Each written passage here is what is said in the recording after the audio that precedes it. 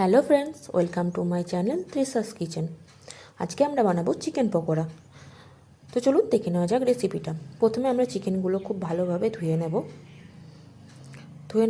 এবার চিকেনগুলো ভালোভাবে জল ছড়িয়ে নিতে হবে, যেন ওর মধ্যে কোনো রকম জল না থাকে। এবার ওর মধ্যে আমরা কর্নফ্লাওয়ার আর 1 চামচ মতো ময়দা, নুন, জিরে গুঁড়ো, সবজি মশলা, ধনে গুঁড়ো, চিকেন মশলা, কাশ্মীরি মির্চি, গোলমরিচ গুঁড়ো, আদা রসুন লঙ্কার পেস্ট,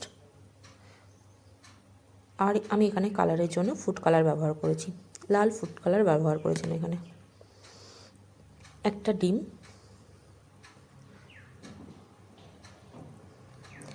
ভেঙে নেওয়ার পর এটাকে ভালোভাবে আমরা মিশিয়ে নেব।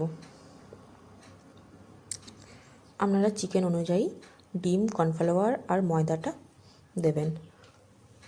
তো দেখুন ভালোভাবে এটাকে মিক্স করা হয়ে গেছে। এবার এটাকে আমি 1 থেকে 1.5 ঘন্টা ঢাকা দিয়ে রেখে দেবো।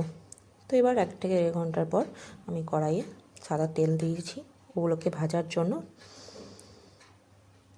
এবার আমি যে চিকেনটা আমি ম্যারিনেশন করে রেখেছিলাম ওটাকে চামচের সাহায্যে ভালো করে আরেকবার মিক্স করে নিলাম। আপনারা যদি কোটিংটা আর একটু মোটা চান, আমি এখানে একটু পাতলা রেখেছি, সেক্ষেত্রে আপনারা একটু কর্নফ্লাওয়ার ব্যবহার করবেন। তো দেখুন এবার আমি আস্তে আস্তে তেলের মধ্যে ওগুলোকে ছেড়ে দিচ্ছি। এক পিঠ ভালোভাবে হতে দেব। এক পিঠ হয়ে গেলে অপর দিকটা আমি ভালোভাবে ভেজে নেব। দেখুন আমার ভাজা হয়ে গেছে। আর এই সময় মনে রাখতে হবে গ্যাসের ফ্লেমটা একদম লো রাখতে হবে। তো চলুন গরম গরম সার্ভ করে নিন চিকেন পকোড়া। যদি ভালো